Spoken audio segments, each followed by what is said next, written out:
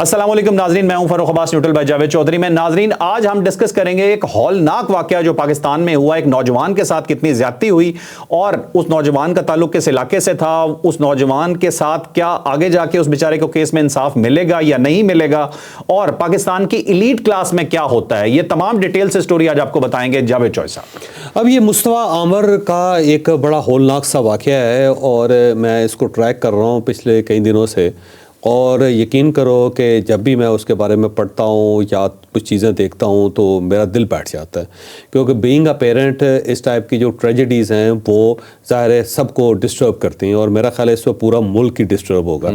لیکن یہ جو واقعہ ہے یہ صرف ایک واقعہ ہے، یاد رکھیں ایسے ہزاروں واقعات پاکستان کے اندر ہو رہے ہیں اور ہوتے چلے جا رہے ہیں، اور ایسا لگتا ہے کہ اسٹیٹ جو ہے وہ کسی جگہ پہ نظر ہی آپ کو نہیں آ رہے۔ اب یہ مصطفیٰ عامر کا جو کیس ہے، میں پہلے اس کو تھوڑا سا بتا دیتا ہوں، بریف کر دیتا ہوں۔ ویسے تو پورے پاکستان کو پتہ چل چکا ہے، لیکن کچھ ایسے شیڈز ہیں جو شاید پہلی مرتبہ سامنے آ رہے ہیں، اور پھر یہ ایک اسٹیٹ کو کیا کرنا چاہیے اور اس کے اندر محرکات کیا ہیں جس کا ذکر کرنا بہت ضروری ہے۔ پہلے تو یہ مصطفیٰ عامر جو ہے وہ ظاہر ہے کراچی کا ایک بچہ ہے، 23 سال اس کی عمر ہے، اور والدہ وجیحہ عامر جو ہے نا ان کی والدہ ہیں جی۔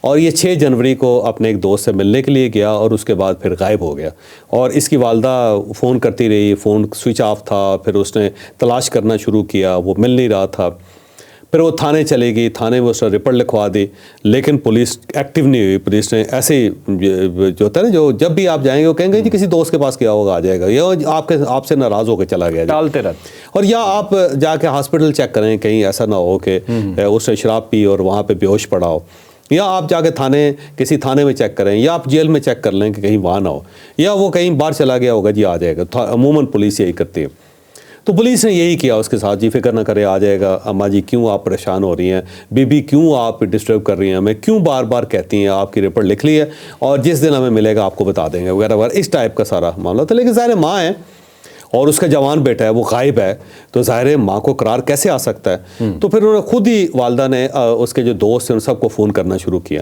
اور سارے دوست ایکٹیو ہو گئے سوائے ایک دوست کے جس کا نام ارمغان قریشی ہے، ایسے ہی نا جی۔ تو ارمغان قریشی جو تھا اس کو جب وہ فون کرتی تھی تو فون اٹینڈ نہیں کرتا تھا، اور جب فون اٹینڈ کرتا تھا تو جواب نہیں دیتا تھا، اور جب بار بار وجیحہ ان کو فون کرتی رہی اور اس کی طرف سے رسپانس نہیں آیا، تو پھر انہیں تھوڑا سا شک ہوا، پھر انہوں نے کہا کہ بیٹا آپ ایک بار آ جاؤ میرے پاس، آ کے میرے پاس بیٹھ کے بات تو سن لو میری، ہو سکتا ہے آپ کو میری مدد کر سکو۔ تو پھر بچے نے باقاعدہ بدتمیزی کرنی شروع کر دی، ارمغان نے کہ آپ مجھے فون کیوں کر رہی ہیں آنٹی، آپ کیا سمجھتے کہ میں فارغ بیٹھا ہوں، میں اتنا ویلا ہوں کہ میں آپ کی بات پہ آ جاؤں گا، آپ کا بیٹا ہے چلا گیا ہوگا، میں اس کا کیا کر سکتا ہوں، تو نہیں ڈرگس پہ لگانا تھا اس کو، ڈرگس کنٹرول کرنے تھے اس کا وغیرہ وغیرہ، اس ٹائپ کی انہوں نے بدتمیزی کرنی شروع کر دی۔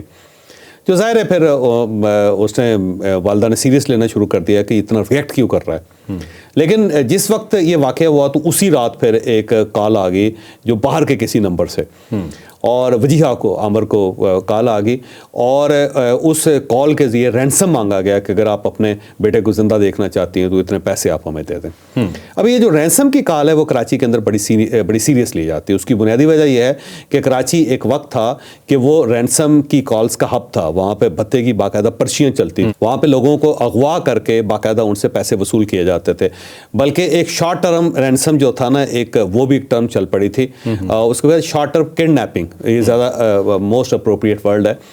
وہ اس طرح کرتے تھے کہ بندے کو اٹھاتے تھے، اٹھا کے سڑک کے اوپر لے کے پھرتے رہتے تھے، اور اس دوران نیگوشیٹ کرتے رہتے تھے اس کی فیملی کے پاس کہ ساتھ کہ جناب آدھا گھنٹہ 1 گھنٹہ ہے، اگر آپ اتنے پیسے دے دیں، وہ کروڑوں سے سٹارٹ کر کے لاکھوں پہ لے کے آتے تھے، 10-15 لاکھ روپے لے کے اس کو اسی وقت سڑک کے اوپر چھوڑ جاتے تھے۔ یہ ایک شارٹ ٹرم کڈنیپنگ تھی۔ اس کا فائدہ یہ ہوتا تھا کہ آپ دہاڑی لگاتے چلے جاتے ہیں، بجائے اس کے کہ بندے کو آپ اپنے پاس رکھیں، اس کی حفاظت کرتے رہیں، اور ایک لمبی گیم کرنے کے بجائے وہ شارٹ ٹرم گیم تھے۔ یہ تک کراچی کے اندر ہو گیا تھا۔ تو اس کے بعد ظاہر ہے وہ بزنس مینوں کا شہر ہے، جب ہر بزنس مین کے ساتھ یہ ہو گیا تو انہوں سب نے مل کے ایک کمیٹی بنا لی، اور اس کمیٹی نے پھر گورنمنٹ کو ایکٹیو کر لیا۔ گورنمنٹ کو ایکٹیو کرنے کے بعد اس میں بہت سارے ادارے شامل ہو گئے۔ تو اب جب بھی کراچی کے اندر کوئی بندہ رینسم کے لیے اغوا ہوتا ہے تو فوری طور پہ وہ جو پورا سیٹ اپ ہے وہ اسی وقت ایکٹیو ہو جاتا ہے۔ ٹھیک ہے، تو جب رینسم کی کال آئی تو پھر ایکٹیو ہو گیا سارا سسٹم، سی پی ایل سی ایکٹیو ہو گیا۔ تو سی پی ایل سی جو ہے وہ ایکٹیو ہوا، اس کے بعد ہمارے ایجنسیاں بھی ایکٹیو ہو گئیں، پھر اس میں آئی بی ایکٹیو ہو گئی، آئی ایس آئی ایکٹیو ہو گئی، اسپیشل برانچ وہ ایکٹیو ہو گئی، پولیس ایکٹیو ہو گئی، اور جب انہوں نے مصطفیٰ عامر کی لوکیشن وغیرہ چیک کرنی شروع کی تو لاسٹ جو اس کی لوکیشن تھی وہ ارغمان کی نکلے، موبائل لوکیشن. تو جب موبائل لوکیشن نکل آئی تو پھر ارغمان جو تھا پھر اس کو بلانا شروع کر دیا. پولیس نے پہلے فون کیا کہ آپ تھانے آئے ہیں، تو اس نے نہیں آیا. اس کے بعد پولیس ایک ٹیم جو پارٹی تھی اس کے گھر چلے گئی، جیسے عموماً ہوتا ہے ایسا، ریڈ کیا. تو جب اس کے گھر چلے گئے تو وہ ایک قلعہ نما گھر تھا جس کے اوپر وہاں پہ جو کیمریز لگے ہوئے ہیں، گیٹ بڑے بڑے ہیں، اندر کو 30-40 گارڈ ہیں اور آرمڈ گارڈ ہیں. پھر وہاں پہ وہ تار لگی ہوئی ہے، جو الیکٹرک تار ہے وہ لگی ہوئی ہے، اور ایسا لگتا ہے کہ یہ کوئی قلعہ ہے جس کو اتنا سیکیور کیا گیا ہے، اس کے اندر کچھ نہ کچھ ہے، اور سارا کنٹرول ارمغان کے ہاتھ میں. اور یہ کنٹرول ڈیجیٹل کنٹرول ہے باقاعدہ، جو ہے نا سمارٹ ہاؤس ہوتے ہیں، سمارٹ ہاؤس ہوتے ہیں کہ لائٹیں بھی جو ہیں وہ اپنے موبائل سے آن کر رہے ہیں، لائٹس بھی موبائل سے بند کر رہے ہیں، کیمرے بھی آپ موبائل سے چلا رہے ہیں، گاڑیاں بھی آپ موبائل سے چلا رہے ہیں، اور الیکٹریسٹی کا سسٹم بھی آپ کے ساتھ، گیس کا سسٹم، وہ سارا جو جس کو سمارٹ ہومز کہتے ہیں، تو سارا سمارٹ ہوم کا. تو اب جب وہاں پہ ڈی ایس پی اور اس کے ساتھ جو ٹیم تھی جب وہاں پہ پہنچی تو اندر سے ارغمان نے فائرنگ شروع کر دی. تو یہ ایک یونیک سا واقعہ تھا کہ پولیس تو ویسے گئی تھی اس کو بلانے کے لیے، اس کو انٹرویو کرنے کے لیے، اور اندر سے وہاں سے فائرنگ شروع ہو گئی. اب اس فائرنگ سے 100 ڈی ایس پی زخمی ہو گیا، پھر ان کا ایک کانسٹیبل تھا وہ زخمی ہو گیا. پولیس نے بڑی چھپا کے گاڑیوں کے پیچھے، دروازوں کے پیچھے چھپ کے اپنی جان بچائی اپنی. اب اندر سے ٹھیک ٹھاک قسم کی ظاہر وہاں پہ فائرنگ ہوتی رہی، 4 گھنٹے فائرنگ ہوتی رہی. اور یہ ایک یونیک سا واقعہ تھا، سیٹل علاقہ ہے اور ڈیفینس کا علاقہ ہے، اور ڈیفینس 5 کے اندر اس قسم کی فائرنگ ہو جائے تو ظاہر پوری کراچی کی پولیس ہل گئی. پولیس نے فوری طور پہ وائرلیس کر دی، اور وائرلیس کے بعد وہاں پہ پولیس فورس آ گئی، اور فائرنگ کے بعد بہرحال وہ اندر گھسنے میں کامیاب ہو گئے اور انہوں نے ارغمان کو گرفتار کر لیا، اور گرفتار کر کے اس کو تھانے لے گئے. اب وہ جو ارغمان ہے وہ بیسیکلی ڈرگی ہے، ایک ایسا لڑکا ہے جو ڈرگ یوز کرتا ہے، اور ایکسیسولی ڈرگ یوز کرتا ہے، کیونکہ اس کا حلیہ اس ٹائپ کا، اس کی گفتگو اس ٹائپ کی. اور ایسے جو لڑکے ہوتے ہیں عموماً پولیس کو پتہ ہوتا ہے کہ ان کے ساتھ کیسے نپٹنا ہے. اس کو ڈیل کرنے کے لیے تشدد نہیں کیا جاتا، بس اس کے کونے میں بٹھا دیتے ہیں اور تھوڑا سا امبیرس کرتے ہیں اس کو، اور نہ پانی دیتے ہیں نہ اس کو خوراک دیتے ہیں، اور ساتھ ظاہر ڈرگ کی سپلائی بند کر دیتے ہیں. تھوڑی دیر بعد وہ کانپنا شروع کر دیتا ہے، پہلے وہ روتا پیٹتا ہے، چلاتا ہے، شاؤٹ کرتا ہے، اوپر چڑھتا ہے، کہتا ہے تمہیں پتہ نہیں میں کون ہوں، میں کیا کر دوں گا، دھمکیاں لگاتا ہے، اور اس کے بعد منتیں کرنی شروع کر دیتا ہے، پھر لیٹ جاتا ہے، پھر بے ہوش ہو جاتا ہے. یہ سارا ایک پروسیس ہوتا ہے، پولیس اس چیز سے واقف ہے. تو وہ سارے شیڈز اس کے اوپر آئے، دھمکی لگائی اس نے، تمہیں پتہ نہیں کیا ہے، پیسے دینے کی آفر کی اس نے، تمہیں اتنے پیسے لے لو، پھر تمہیں پتہ نہیں میں کون ہوں، میں یہاں پہ وکیلوں کی لائن لگا دوں گا اور اتنے لوگ آ جائیں گے، اور فلاں منسٹر آ جائے گا، چیف منسٹر بھی چل کے آئے گا، چیف جسٹس یہاں آ جائے گا، تم سمجھتے کہ اپنے وغیرہ سارا کرنے کے بعد منتوں پہ آ گئے. لیکن جب اسے محسوس ہوا کہ یہ جو ڈرگ کی سپلائی ہے وہ تو مجھے نہیں ملے گی، تو پھر اس نے فوری طور پہ مان لیا کہ ہاں میں نے مار کے اس کو ندی میں پھینک دیا تھا. ٹھیک، تو فوراً ہی اعتراف کر لیا، تاکہ وہ چاہ رہا تھا کہ اس کو اس کی ڈوز مل جائے. تو ظاہر پولیس کے پاس سرا آ گیا، تو اس سے پھر اب ریمانڈ لینا تھا. ریمانڈ لینے کے لیے جب وہ تھانے پہنچے تو پتہ ہی چلا کہ دوسری پارٹی بڑی ایکٹیو ہو گئی، اس کے پاس پیسہ بھی تھا، انفلوئنس بھی تھا.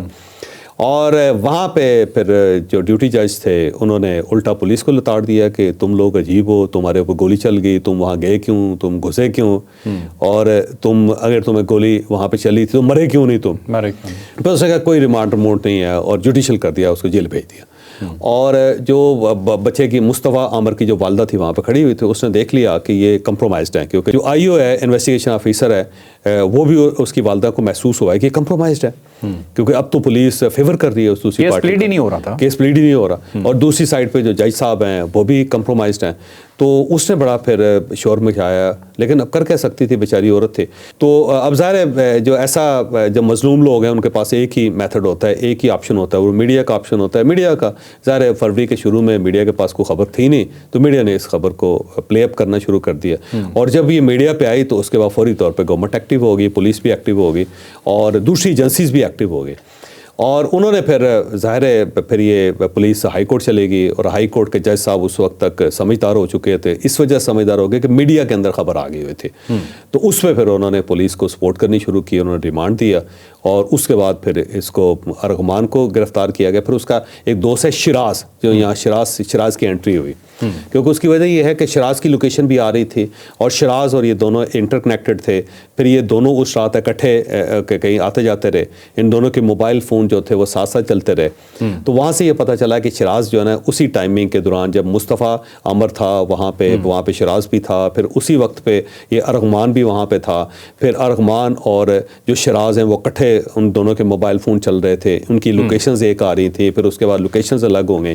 تو شراز کو بھی پولیس نے بلا لیا اور بلا کے جب اسے انویسٹیگیٹ کرنا شروع کیا تو وہ کمزور آدمی تھا. اس نے فوری طور پہ بتا دیا کہ جی ارغمان نے اس کو مار دیا، اور مارنے کے بعد ہب میں ہم نے اس کی لاش کو جلا دیا گاڑی سمیت، اور اسی کی گاڑی لے کے. تو پھر ظاہر ہے پولیس کے پاس یہ آ گیا میتھڈ، فوری طور پر ہب کے پھر بلوچستان کی گورنمنٹ کو، بلوچستان کی پولیس کو ایکٹیو کیا گیا. انہوں نے بتایا جی ہاں واقعی اس قسم کی ایک گاڑی ملی تھی، اس کے اندر ایک لاش بھی تھی، ہم نے ایدی کے حوالے کر دی تھی، اور ایدی نے پھر اسے لاوارث سمجھ کے لاوارث قرار دے کے دفن کر دیا.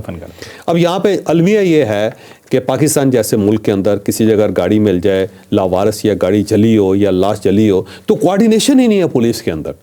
کم از کم ایک سسٹم تو ایسا ہونا چاہیے کہ جس کے اندر فوری طور پہ آپ ڈی این اے کریں، ڈی این اے کرنے کے بعد اس کی رپورٹ لیں اور پورے پاکستان کے اندر سرکولیٹ کریں، تاکہ ہر جگہ پہ پتہ ہو کہ اس ٹائپ کی کوئی گاڑی ملی ہے اور اس کا چیسز نمبر یہ ہے، تاکہ جب کوئی دوسرے لواحقین تلاش کریں اور چیسز نمبر دیں، گاڑی نمبر دیں، تو فوری طور پہ اس کو میچ کر کے اسی وقت اس تک پہنچا جا سکے. پوری دنیا کے اندر ہوتا ہے، لیکن ہم آج بھی ایسا لگتا ہے کہ پریمیٹیو ایج میں غاروں کی دنیا میں زندگی گزار رہے ہیں، اس دور میں زندگی. یہاں پہ ایک اور بہت بڑا کوشچن اٹھتا ہے کہ جب سے یہ چائنیز پہ بھی اٹیک ہوا کراچی میں، تو تب سے چوکیوں کو بہت ایکٹیو کر دیا گیا تھا کہ بلوچستان سے جتنی کنیکٹیوٹی کراچی کی سائڈ پہ ہو رہی ہے تو سی سی ٹی وی کیمراز تھے، وہاں پہ چوکیاں تھیں، وہاں کے درمیان سے یہ گاڑی گزر کے جاتی ہے ٹنٹڈ شیشوں کے ساتھ، وہاں جا کے جلا بھی دیتے ہیں. واپسی پہ یہ دونوں لڑکے جو اور دوسرا ڈگی کے اندر وہ بندہ ہے زخمی حالت میں، وہاں جا کے اسے آگ لگاتے ہیں، اور اسے آگ لگانے سے پہلے کہتے ہیں بھاگ سکتے ہو تو بھاگ جاؤ، تب تک وہ لڑکا زندہ تھا. اور جو صاحب واپسی پہ یہ دونوں لڑکے، یہ جو ارمغان ہے اور یہ شراز ہے، یہ لفٹیں لیتے ہوئے لوگوں سے، وہ میں آگے چل کے آپ کو بتاتا ہوں پوری سٹوری کہ باقی کیا ہے اس کے بعد. تو بہرحال وہ جب پتہ چلا کہ جی ایدی نے اس کو دفن کر دیا ہے، تو پھر ظاہر پولیس ایکٹیو ہوئی، پھر وہاں پہ گئی، لاش برآمد کرنے کا پلان بنایا. اس کے بعد ارغمان کو پھر انویسٹیگیٹ کرنا شروع کیا شراز کے جو سٹیٹمنٹ تھی اس کے بعد. تو سٹوری یہ نکلی کہ یہ بیسیکلی دو خواتین، دو لڑکیوں کا کیس تھا، اور یہ دونوں، یہ بلکہ تینوں ڈرگی ہیں، تینوں ڈرگز استعمال کرتے ہیں. انہوں نے یہ الزام لگایا مصطفیٰ عمر پہ کہ یہ ڈرگ سپلائی کرتا تھا اور اس نے ہمیں ویٹ لا کے دی تھی جو. اور پھر یہ بتایا گیا کہ نیو ایئر پارٹی تھی، اس نیو ایئر پارٹی کے اندر جو دو خواتین تھی اس کے اوپر کلیش ہو گیا تھا. اور پھر اس کے بعد 6 جنوری کو جب اس سے ہم نے مال منگوایا، ویٹ منگوائی. اب یہ اللہ بہتر جانتا ہے کہ یہ بات درست ہے یہ غلط ہے، لیکن ایک بندہ دنیا میں نہیں ہے، ہمیں اس کے اوپر الزام نہیں لگانا. لیکن ایک چیز اسٹیبلش ہو رہی ہے کہ تینوں ڈرگز استعمال کرتے تھے، اور یہ بھی ثابت ہو رہا ہے کہ یہ نیو ایئر پارٹی بھی انہوں نے کی تھی، اور یہ بھی ثابت ہو رہا ہے کہ 6 جنوری کو یہ اکٹھے بھی ہوئے تھے. تو بہرحال ارغمان کے بقول کے وہ جی ہمارے پاس آیا، اور پھر اس نے ہمیں ویٹ دی، وہ 1.5 لاکھ روپیہ اس نے لیا، اور پھر ہم نے ویٹ استعمال کی. اور اس کے بعد مجھے غصہ آ گیا، اور پھر میں نے ایک راڈ اندر سے لے کے آیا لوہے کا، اور میں نے اس سے اس کو مارنا شروع کر دیا، جس سے اس کا سر پھٹ گیا، اس میں سے خون نکلنا شروع ہو گیا. اس کی ٹانگوں پہ میں نے وار کیا، اس کی ٹانگیں ٹوٹ گئیں، اور وہاں سے وہ چلنے پھرنے سے معذور ہو گیا. اور شراز جو تھا یہ مجھے روکتا بھی رہا کہ نہ مار یار، یہ مر جائے گا، لیکن اس کے باوجود تھا وہ بالکل مرنے کے قریب ہو گیا، اور قالین کے اوپر خون و خون ہو گیا سب کچھ. تو پھر ہم دونوں نے اس کو اٹھایا، اسی کی گاڑی میں ڈالا، اور پھر انہوں نے کہا جی کہ ہم نے ہنٹنگ سائٹ جو تھی وہ ہم نے وزٹ کی گوگل کے اوپر کہ نیئرسٹ ہنٹنگ سائٹ کون سی ہے. تو ہب بتایا گیا اس کے اندر گوگل نے. تو پھر ہم نے گاڑی کے اندر اس کو ڈال کے پھر ہب لے گئے. اور جب ہم لے گئے تو وہاں پہ جا کے ویرانے میں جا کے کھڑی کر کے گاڑی جب پیچھے ڈگی کھولی، کیونکہ شیشے بھی کھولے اور ڈگی کھولی. اور اس میں عموماً یہ بڑے چلاک لوگ ہیں، ان کو اب گوگل پوسٹ ان کو بتا دیتا ہے کہ آپ نے کیسے لاش کو ٹھکانے لگانا ہے. کیونکہ اگر گاڑی بند ہو تو اس میں سے پھر بعض اوقات آکسیجن نہیں ہوتی، تو اس وجہ سے آگ بجھ جاتی ہے. تو یہ انہوں نے شیشے کھولے پراپر کے، تاکہ آکسیجن کی سپلائی ہوتی رہے، اور اس کے بعد گاڑی کو پراپر آگ لگے. تو انہوں نے کہا جی کہ ہم نے جب ڈگی کھولی تو مصطفیٰ عمر اس وقت تک زندہ تھا، تو باقاعدہ سینسس میں تھا، تو وہ بلکہ منتیں بھی کر رہا تھا ان کے. تو پھر کہنے لگا ارغمان کہ میں نے اسے کہا کہ لو ہمیں آپ آگ لگا رہا ہوں، تم بھاگ سکتے ہو تو بھاگو. تو اس نے ایفرٹ کی بھاگنے کی، لیکن ظاہر ہے اس کی ٹانگیں ٹوٹی ہوئی تھی، بھاگ سکتے ہل ہی نہیں سکتا تھا. تو پھر انہوں نے اس کے پیٹرول چھڑک کے پوری گاڑی کو آگ لگائی. آگ لگانے کے بعد یہ وہاں سے پیدل چلے، اور پیدل چل کے انہوں نے مختلف لوگوں سے لفٹیں لے کے اپنے گھر واپس آئے، اور اس کے بعد چپ کر کے سو گئے، اور ایسے جیسے کہ کچھ واقعہ ہوئے نہیں. اب یہ جو ارغمان قریشی ہے نا، اس کا والد بڑا ایک کریکٹر ہے, کوئی عجیب سا آدمی ہے ویسے. اس سے پتہ چلتا ہے کہ بیسیکلی جب سوسائٹی خراب ہوتی ہے تو اس کا کیا المیہ جنم لیتا ہے. اس نے اوپنلی کہا جی کہ ہاں جی میرا بیٹا ڈرگس لیتا ہے, میں تو تسلیم کرتا ہوں کہ ڈرگس لیتا ہے. پر جب اس سے پوچھا گیا کہ اتنا زیادہ اسلحہ اور اتنی زیادہ سیکورٹی آپ نے کیوں رکھی ہے, تو اس نے کہا ہم تو پرائیویٹ لوگ ہیں, ہم نے اپنی سیکورٹی خود رکھنی ہے. ہم کو پریزیڈنٹ ہیں, ہم کو پرائم منسٹر ہیں کہ لوگ ہماری حفاظت کریں گے, اسٹیٹ ہماری حفاظت کرے گی, تو ہمیں خطرہ تھا, ہم نے اپنی سیکورٹی رکھی ہوئی ہے. تو پھر اس سے پوچھا گیا کہ پولیس کے اوپر کیوں فائرنگ کی, تو اس نے کہا یہ پولیس تو چور ہے, تو جب ایک چور آئیں گے آپ کے گھروں میں تو ہم فائرنگ کریں گے. کہتا سرکاری ڈاکو ہیں. اور اس سے پوچھا کہ تم کرتے کیا, اس سے کہا جی میں تو راک سٹار تھا. تو بالکل ہی اب نارمل آدمی. اس کا مطلب یہ ہوا کہ وہ خود بھی ڈرگس لیتا ہے. جس کامران قریشی نام ہے. اب وہاں سے 64 لیپ ٹاپ نکل آئے اور پھر ان سے پوچھا جی آپ کام کیا کرتے ہیں, انہوں نے کہا سافٹ ویئر ہاؤس چلاتے ہیں. اب وہ سافٹ ویئر ہاؤس کا وہ میکینزم نہیں ہے, وہ اندر جس طرح بلڈنگ ہے نا, اس بلڈنگ کے اندر اس ٹائپ کا کام نہیں ہو سکتا. اب پولیس کا ہنچ ہے یہ, اب میں یہ نہیں کہہ سکتا کہ کوئی انویسٹیگیشن مکمل ہوگی. وہ ایسا لگتا ہے کہ جیسے آن لائن اسکیمس ہوتے ہیں نا, تو وہاں پہ آن لائن اسکیمس کے لیے انہوں نے لوگ رکھے ہوئے تھے, اور ایسا ہی فشنگ جس کو کہتے ہیں, تو ہو سکتا ہے وہ فشنگ کرتے ہیں لوگ, کیونکہ اس وقت اس ٹائپ کا کرائم بہت چل رہے ہیں. پاکستان بڑا بدنام ہے پوری دنیا میں, تو ہو سکتا ہے وہاں پہ فشنگ ہوتی ہو اور اسی کے ذریعے لوگ پیسہ کماتے ہوں. اب ظاہر لیٹسٹ یہ ہے کہ قبر کشائی ہوگی اس بچے کی, اور اس میں سے ڈی این اے انہوں نے لے لیا ہے, لیکن لاش اس قابل نہیں ہے کہ اس کا ایگزامن اس کو کیا جا سکے, پوسٹ مارٹم کیا جاتا ہے. کاز آف ڈیتھ نہیں ہو سکتا کیونکہ اتنی جلی ہوئی لاش ہے, بالکل سرما بنی ہوئی ہے, اس کی ہڈیاں بھی بیچارے کی, تو سمجھ نہیں آ سکتی کہ کیسے اس کی ڈیتھ ہوئی. لیکن جو راڈس کے ذریعے ظاہر ہے جو ٹانگیں ٹوٹی ہوئی وہ نظر آ رہا ہے, جو سر پھٹا ہوا ہے وہ نظر آ رہا ہے اس کے اندر, کیونکہ ہڈی ٹوٹ گئی نا سر کی. اور اس کے ساتھ ساتھ جو راڈ ہے وہ ظاہر مل گیا ہے, اور ساتھ وہ کارپیٹ جس کے اوپر بلڈ کے نشان ہے وہ بھی مل گیا. ایک میں آپ کو چیز بتاؤں کہ انسان کا بلڈ ایک ایسی خوفناک چیز ہے, جہاں پہ لگ جاتا ہے وہاں پہ اپنا نشان چھوڑتا ہے. جتنا مرضی دھو لیں آپ, اس کے آثار رہ جاتے ہیں. ڈی این اے رہے گا, اور ڈی این اے رہے گا, اور اس کا ڈی این اے جو میچ کر گیا اس کی والدہ کے ساتھ, ایسا وہ ساری چیزیں تو طے ہوگی. دونوں مجرموں نے, شراز نے اور ارغمان نے اپنی قبول کر لیا, اپنا جرم قبول کر لیا. تو یہاں تک سٹوری ہے, اس سے آگے بڑھتی چلی جا رہی ہے. اس میں نئی بڑی خوفناک قسم کی چیزیں نکل رہی ہیں. کتنی منتیں کرتا رہا بیچارہ, کیا کیا ان کو کہتا رہا ہے, کس طرح ہی ان کو مارتے رہے 2-2.5 گھنٹے, ٹھیک ہے, کس طرح اس بچے کی ہڈیاں توڑ دی انہوں نے ساری, وہ سارا المیہ ہے. لیکن اس سے جو بڑا المیہ جو اس میں فرق ہے, وہ میرا خیال ہے پوری اسٹیٹ کو اس کے اوپر اب سوچنا پڑے گا, اور سوسائٹی کو بھی سوچنا پڑے گا. وہ یہ ہے کہ یہ جو ایزی منی ہے نا, یہ اس نے خاندان تباہ کر دیا ہوا. میں یہ کہتا ہوں اکثر لوگوں کو کہ جب آپ یا آپ کا بچہ آسانی سے دولت کما رہا ہے, تو یہ دولت نہیں ہے, یہ خودکشی ہے, یہ ایک زہر ہے جو آپ کو تباہ کر دے گی. یہ ایک ایٹم بم ہے جو آپ کے اندر آ کے آپ کو تباہ و برباد کرتے ہیں.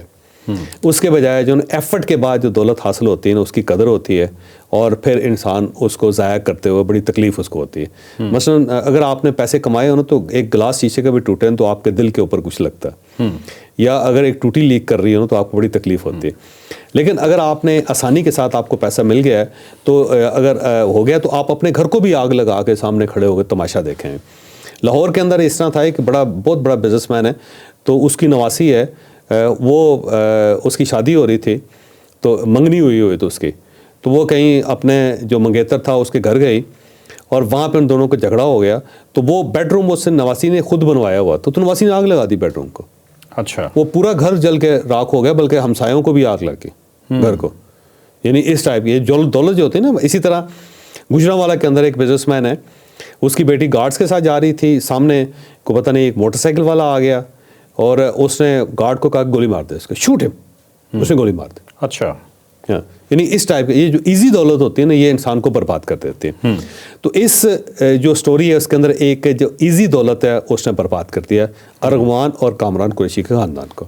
ٹھیک ہے, وہ کیونکہ دماغ کو چڑھتی ہے نا دولت جب, تو پھر آپ اس قسم کی حرکت کرتے ہیں کہ آپ اسلحہ بھی رکھ لیتے ہیں, گارڈز بھی رکھ لیتے ہیں, پولیس کے اوپر فائرنگ کر دیتے ہیں, بندے کو لوہے کے راڈ کے ساتھ مار کے اس کی لاش کو جلا دیتے ہیں, کیونکہ دولت آپ کو سنگ دل بنا دیتی ہے.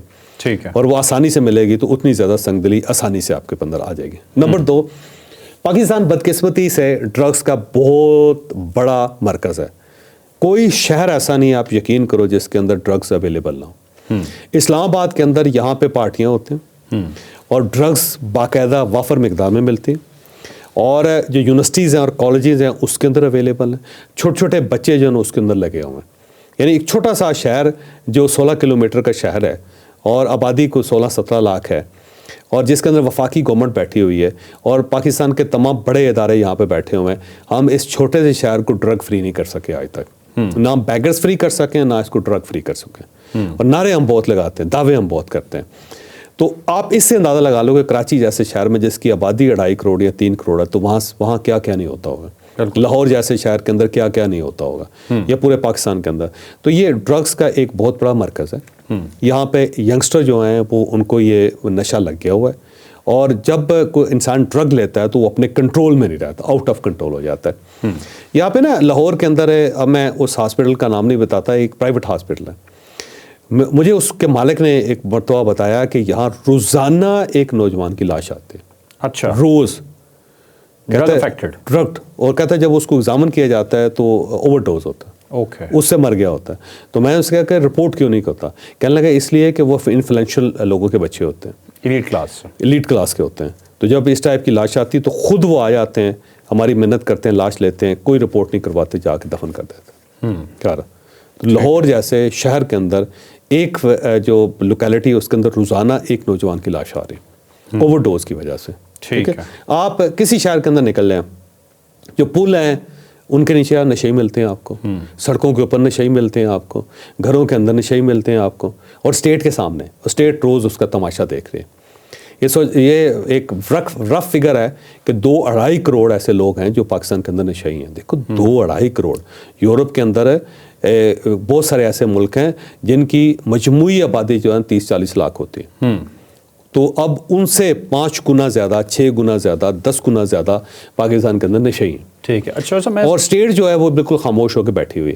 اور دوسرا یہ جو ایلیٹ فیملیز ہیں نا، وہ جب اس ٹائپ کی پارٹیز کرتے ہیں اور فیملیز خاموشی سے دیکھتی رہتی ہیں، اس کے بعد یہ نتیجہ نکلتا ہے. تو المیہ فیملیز کے لیے خدا را اپنے بچوں پہ توجہ دیں. کسی جگہ غلط ہو ایفرٹ کریں. بچہ آپ کا سب سے بڑا اثاثہ ہوتا ہے، اور وہی اثاثہ اگر آپ کے ہاتھ سے نکل جائے تو کہاں سٹینڈ کریں گے آپ. ایزی منی سے جان چھڑائیں. جب ایزی منی ہوگی آپ کی نسل برباد ہو جائے گی. میں اکثر یہ لوگوں کو کہتا ہوں کہ کوئی شخص بھوک سے نہیں مرتا، کھا کے مرتا ہے. کوئی شخص ناکام ہو کے نہیں مرتا، کامیاب ہو کے مرتا ہے. کوئی شخص غربت سے نہیں مرتا، امارت سے مرتا ہے. جو پیسہ ہے اس کے ہاتھوں مرتے ہوئے لوگوں کو آپ روز دیکھتے ہیں. آپ نے زندگی میں کبھی کسی کو بھوک سے مرتے ہوئے نہیں دیکھا گا، لیکن کھا کے مرتے ہوئے لوگوں کو روز دیکھتے ہیں. آپ نے ناکام لوگوں کو زندگی گزارتے ہوئے دیکھا ہوگا، لیکن کامیاب لوگوں کو آپ نے خودکشی کرتے ہوئے دیکھا ہوگا. یہ بڑا المیہ ہوتا ہے، اور اس کے اوپر نظر رکھنا بہت زیادہ ضروری ہے. اور سیکنڈلی یہ ہے کہ میری اسٹیٹ سے ایک بنتی ہے، ایک درخواست ہے، ہاتھ جوڑ کے ایک درخواست میں کرتا ہوں کہ کم از کم پاکستان کو ڈرگ فری کر دیں. کچھ نہ کریں آپ، کوئی چیز نہ ٹھیک کریں، لیکن یہ فیصلہ کر لیں، اور افواج پاکستان فیصلہ کر لے، جنرل عاصم منیر صاحب یہ فیصلہ کر لیں کہ اگلے 5 سال کے اندر پاکستان کے اندر ڈرگ نام کی کوئی چیز نہیں ہوگی. ٹھیک ہے. کچھ بھی ہو جائے، اسٹیٹ لیول پہ ڈیسیژن ہو جائے. جتنا سرجیکل آپریشن کرنا ہے کریں آپ، کوئی اختلاف نہیں کرے گا آپ کے ساتھ، ہر آدمی آپ کو سپورٹ کرے گا. لیکن پاکستان کمپلیٹلی ڈرگ فری ہوگا، مکمل طور پہ. بالکل صحیح. یہ سب جو پارٹی بازی ہیں سب ختم ہونی چاہیے. اگر یہ اسٹیٹ یہ نہیں کرے گی تو میرا نہیں خیال کہ کسی دشمن کو پاکستان کے اوپر وار کرنے کی ضرورت ہے. پاکستان خود بہت ہی ختم ہو جائے گا. اس ٹائپ کی روزانہ سٹوری ملے گی، اور جب سٹوریز ملیں گی تو اس میں سے لاشیں ملیں گی سارے. تو میرا خیال یہ ٹیسٹ کیس ہے، اور اس ٹیسٹ کیس کو گورنمنٹ کو ٹیسٹ کیس کے طور پہ لینا چاہیے. ٹھیک ہے. ٹھیک ہے. ناظرین، آپ نے آج کا اسپیشل ویلاگ دیکھا. ایک بنگلہ جو 1 سال سے کرائے پہ لیا گیا ہے، اور وہاں پہ اتنا کچھ چل رہا ہے، اور ہماری گورنمنٹ کو کچھ پتہ نہیں. تو سب سے پہلا سوال تو انہیں پہ کھڑا ہو جاتا ہے کہ آپ کون سے لا کو امپلیمنٹ کر رہے ہیں، کہ آپ کی ناک کے نیچے کیا ہو رہا ہے آپ کو معلوم ہی نہیں ہے. کراچی میں یقیناً پیسہ زیادہ ہے، وہاں پہ شاید اس طرح کی عمارت کا لائف سٹائل بھی زیادہ ہوگا، لیکن نظر رکھنا کم از کم ضروری ہے کہ کوئی انلیگل تو نہیں جا رہا، جو کہ یقیناً نہیں رکھی جا رہی تھی. تو یہ واقعہ ہوا. اور اس کے بعد اسپیشلی اگر ان کے والد صاحب یہ کہہ رہے ہیں کہ مجھے اپنے بیٹے پہ فخر ہے، یہ سب کچھ کہنے کے بعد کہ ان کے بیٹے نے کیا کیا کہ ایک انسانی جان لے لی، اس کے باوجود انہیں اگر اپنے بیٹے پہ فخر ہے تو یقیناً ان کی تربیت پہ بھی بہت بڑا کوشچن ہے. ایلیٹ کلاس سے ہونا پرابلم نہیں ہے، اپنے بچوں کی اچھی تربیت کرنا آپ پہ لازم ہے. لائک، شیئر، سبسکرائب کرنا بالکل نہ بھولیے گا. اجازت دیجیے. اللہ حافظ. پاکستان زندہ باد.